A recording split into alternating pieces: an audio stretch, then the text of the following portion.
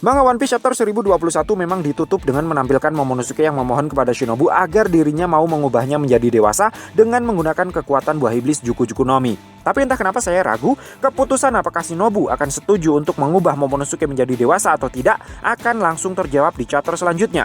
Menurut bayangan saya, jika memang benar Momonosuke akan diubah menjadi dewasa oleh Shinobu, maka hasilnya baru akan diketahui nanti ketika Luffy sudah naik kembali ke Onigashima. Jadi ketika kondisi di atas pulau Onigashima sudah mulai chaos tak terkendali lagi, ketika pihak aliansi sudah mulai kehilangan semangatnya lagi, tiba-tiba Luffy akan datang dengan menaiki naga Momonosuke yang ukurannya sudah lebih besar dari yang sebelumnya. Kemudian ketika naga tersebut berubah kembali ke wujud manusianya, semua orang akan terkejut melihatnya karena mendapati sosok yang terlihat sangat mirip dengan Kozuki Oden. Saat itulah baru akan terkonfirmasi kalau Momonosuke beneran sudah diubah menjadi dewasa oleh Shinobu. Jadi menurut saya, apakah Momonosuke akan benar-benar dikarbit menjadi dewasa atau tidak? Jawabannya masih akan sangat lama. Setidaknya tidak di chapter 1022 mendatang. Nah, dengan melihat pola pertarungan di beberapa chapter terakhir yang secara kontinu menampilkan aksi para member topi jerami dalam mengalahkan para Flying Six, saya pikir Manga One Piece chapter 1022 nanti fokus cerita justru akan kembali ke area panggung utama untuk memperlihatkan member topi jerami yang lain yang masih belum selesai dengan lawan tarung mereka, yaitu Sanji dan Zoro. Terakhir kali terlihat pada Manga One Piece chapter 1019, Sanji sudah pasang muka excited saat menghadapi serangan bertubi-tubinya Queen. Lalu pada Manga One Piece chapter 1021 kemarin, Black Maria sedikit banyak sudah mengungkit-ungkit tentang Sanji yang dengan bancinya meminta tolong Nico Robin untuk datang menyelamatkannya. Jadi saya pikir chapter 1022 nanti wajib hukumnya bagi Sanji untuk membuktikan kalau dia itu beneran jantan. Dia tidak sebanci yang Black Maria dan seluruh pihak yang terlibat konflik di Onigashima pikirkan. Sudah saatnya bagi Sanji untuk unjuk gigi dan menghapus stigma buruk yang sudah terlanjur viral di seluruh Onigashima akibat broadcast konyol pada Manga One Piece chapter 1005. Jadi, menurut prediksi saya, salah satu topik yang akan dibahas pada Manga One Piece chapter 1022 nanti adalah pertarungannya Sanji versus Queen. Queen sendiri terakhir kali terlihat sudah dalam mode hybridnya. Jadi saya rasa dia memang sudah siap untuk menghadapi kekalahannya. Dan oleh karena Queen adalah mantan rekan kerja ayahnya Sanji, Vinsmoke Judge, mungkin selama pertarungan berlangsung, Queen akan banyak berceloteh tentang masa lalu bapak durhakanya Sanji itu. Queen mungkin akan sedikit menceritakan sejarah tentang Mets, hingga beberapa hal yang dia ketahui tentang modifikasi DNA yang dilakukan oleh Judge kepada anak-anaknya. Disitulah nanti dia akan menyinggung-nyinggung masalah ibunya Sanji, yang membuat Sanji menjadi semakin menggebu-gebu untuk mengoploki Queen. Nah, pada Manga One Piece chapter 1019, kita juga sudah melihat kalau Dr. Miyagi telah selesai menyuntikkan serum penyembuh rahasia Sukuming ke tubuh Zoro. Sehingga akan wajar sekali rasanya jika setelah 2 chapter berlalu, efek dari serum rahasia tersebut akan segera diperlihatkan. Roronoa Zoro akan segera keluar dari kepompongnya.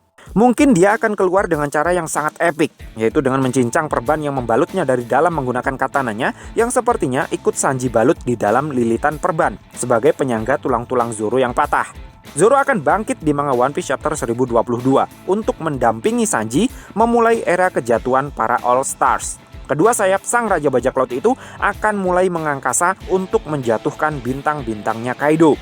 Di chapter 1021, Black Maria menyinggung-nyinggung soal nilai bounty Sanji yang menurutnya tidak pantas menjadi yang terbesar nomor 2 di dalam kelompok topi jerami.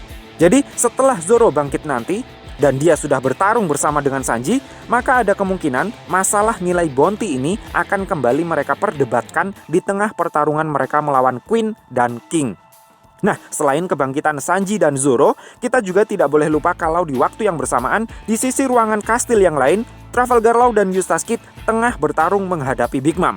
Terakhir kali terlihat pada Manga One Piece chapter 1015, kedua supernova tersebut sedang berkonsolidasi untuk membuat aliansi sementara demi bisa mengalahkan Yonko Big Mom. Sehingga setelah lebih dari 5 chapter berlalu, saya rasa sekaranglah waktunya untuk memunculkan kembali Eustace Kid dan Trafalgar Law. Saya pribadi tidak berekspektasi terlalu banyak terhadap kedua kapten bajak laut generasi terburuk ini. Jadinya, dalam gambaran masa depan saya cuma bisa membayangkan kalau mereka akan muncul dalam 2 atau 3 panel saja, yang mana dalam adegan yang begitu singkat itu, keduanya diperlihatkan masih dalam posisi kepayahan. Keduanya masih belum menemukan celah sama sekali untuk bisa mengalahkan Big Mom. Di sisi lain, Big Mom masih akan terlihat di atas angin, menertawakan kekonyolan Kid dan Law yang masih berpikir kalau mereka punya kesempatan untuk mengalahkannya. Menurut saya, pertarungan Kid dan Law versus Big Mom adalah sama levelnya dengan pertarungan antara Luffy versus Kaido. Sehingga saya pikir tanda-tanda kemenangan mereka masih belum akan terlihat dalam waktu dekat. Pertarungan mereka masih akan terus berlanjut hingga pertempuran Wano sudah mendekati klimaks. Sehingga pertarungan karakter yang lain seperti Raizo versus Fukurokuju, Hawkins versus Killer, atau Jack versus Inuarashi justru akan mendapatkan lebih banyak slot dalam beberapa chapter ke depan.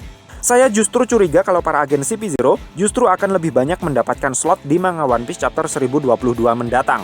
Komentar dan analisis mereka terkait kekalahan seluruh Flying Six, kembali siap tempurnya Zoro dan Sanji, serta kondisi Nico Robin yang sudah siap tangkap, mungkin akan lebih disorot di beberapa chapter mendatang. Bahkan bukan tidak mungkin kalau mereka justru akan mulai bergerak setelah mengetahui salah satu buruan utama mereka, yaitu Nico Robin, sudah kehabisan tenaga. Peta pertempuran yang menurut perhitungan mereka sudah tidak berat sebelah lagi mungkin akan membuat mereka mulai memperhitungkan kemungkinan kalau Kaido mungkin akan bisa dikalahkan. Sehingga mereka mulai menyusun rencana cadangan terkait apa yang akan mereka lakukan sejak saat ini agar bisa secara maksimal memanen rejeki dari sisa-sisa pertempuran di Onigashima. Mungkin mereka akan menghubungi markas pusat untuk meminta dikirimkan pasukan sapu bersih. Atau mungkin salah satu dari mereka akan mulai melakukan pergerakan untuk menangkap Nico Robin. Kondisi Nico Robin yang sudah kepayahan dan stamina Brook yang masih 100% penuh karena belum digunakan untuk melawan salah satu petinggi Beast Pirates, menurut saya bisa saja menjadi petunjuk kalau nantinya Brook akan menggunakan seluruh energinya tersebut untuk menjaga dan melindungi Nico Robin. Jadi, pertarungan antara Brook versus salah satu member CP0 yang ingin menangkap Nico Robin, saya rasa mungkin sekali akan terjadi di masa depan nanti. Entah itu akan terjadi secara off-screen atau on-screen. So, piye menurutmu Cah? Terima kasih sudah mampir ke channel kami. Jangan lupa like, share, dan subscribe jika menurut kalian video-video kami cukup menarik untuk ditonton. Sampai ketemu lagi dalam video kami yang berikutnya. And matur nuwun.